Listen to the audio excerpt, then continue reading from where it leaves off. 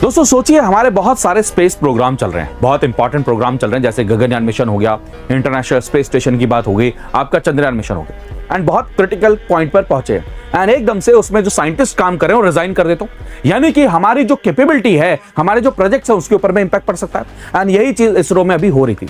100 से ज्यादा साइंटिस्ट ने कुछ ही महीनों के अंदर में रिजाइन कर दिया एंड इस प्रॉब्लम को देखते हुए गवर्नमेंट ऑफ इंडिया ने नए रूल्स निकाले हैं एंड वो कह रहे हैं कि अगर इसरो के अंदर में कोई साइंटिस्ट है, ग्रुप ए के साइंटिस्ट हैं, वो इतना इजीली एग्जिट नहीं ले सकते। दरअसल 2020 में इसी गवर्नमेंट ने ऑर्डर दिया था कि अगर कोई रिजाइन करता है तो जो डायरेक्टर्स है ना, प्रोग्राम के डायरेक्टर्स हैं, वो उसको क्या कर सकते हैं, एक्सेप्ट कर सकते हैं।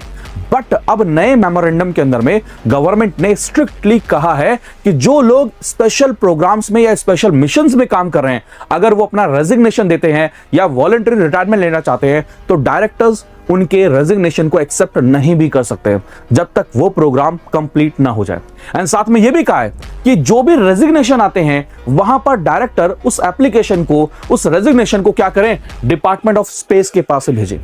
जो डिसाइड करेगा कि क्या रेजिग्नेशन को एक्सेप्ट करना है या नहीं करना। रिसेंट टाइम में ये न्यूज काफी ज्यादा आ रही थी कि स्पेस प्रोग्राम्स में हमारे ब्रेन ड्रेन का एक बहुत बड़ा वेव चल रहा है एंड ये इसरो के जो बहुत इंपॉर्टेंट प्रोग्राम्स हैं, इंपॉर्टेंट मिशंस हैं, उनको क्या कर सकता, हिंडर कर सकता था। लेकिन दोस्तों बात यहीं तक ही नहीं रुकती है।